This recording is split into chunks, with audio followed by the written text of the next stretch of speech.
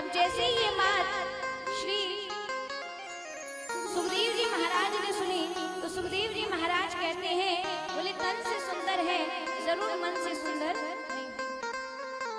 अब ये सोचकर वो वापस बैठ गए और जैसे ही बैठे तो शिष्यों ने दूसरा श्लोक सुना दिया। कौन सा? अहो वकीयं स्तनकालकूटं जिह्वांसयामा ययदप्यसाध्वी लेभे गतिं धात्रयुचितां ततोऽन्यं कं वा दयालुं शरणं व्रजेमा।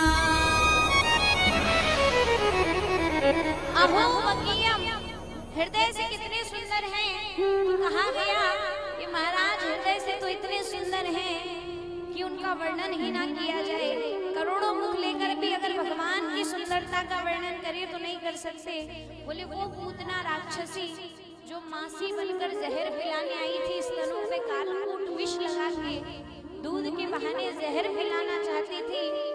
हमारे गोविंद इतने दयालु हैं कि उस पूतना को उन्होंने अपनी माँ की गति प्रदान कर दी, जो गति माँ यशोदा माँ देवकी को वर्षों बाद प्राप्त हुई। इस जहर पिलाकर मारने वाली पूतना को अपनी माँ की गति दे दी। इतने दयालु हैं। जैसे ये बात कही महाराज उसी समय खुश हो गए।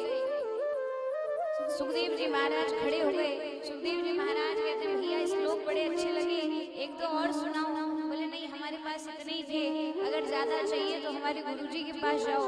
बोले आपके गुरुजी कहाँ हैं? कौन है? बोले व्यास जी महाराज। बोले वो तो मेरे पिता हैं। आज दौड़ते हुए सुखदेव जी व्यास जी के पास आए।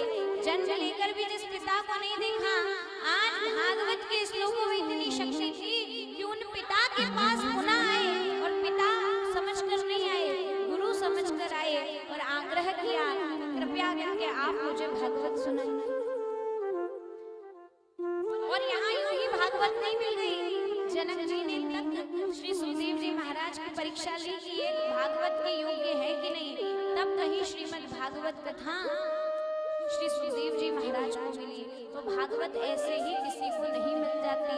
अगर आपको मिली है तो जरूर भगवान की कोई असीम अनुकंपा आप सब पर हुई है, तब आकर आप पांडाल में बैठे हो। हर कोई आकर यहाँ नहीं बैठ सकता, वरना नेमावर में आसपास के क्षेत्रों में लोगों की कमी नहीं है, ऐसे 4 पांडाल भर देते। पर कहते हैं कि हरि की कृपा में हर कोई नहीं आता। मेरे गोविंद के आगमन को मेरे गोविंद ही सजाते हैं। मेरे गोविंद के आगमन को मेरे गोविंद ही सजाते हैं। और कथा पांडाल में वही भक्त आते हैं जिन्हें मेरे गोविंद अपनी कृपा दृष्टि से बुलाते हैं। हर कोई यहाँ के नहीं बैठा, यहाँ आने वाला भी वही है जिसको भगवान की असीम अनुकंपा हुई है। तो अपने आप को सौभाग्यशाली समझो कि आप पे भगवान ने कृपा करी और आपको बुलाया है। वरना माँ नर्मदा के तट पे, सप्त गंगा में हमारी गंगा के तट पे बैठकर गोविंद की कथा सुन पाना हर किसी के बस की बात नहीं है।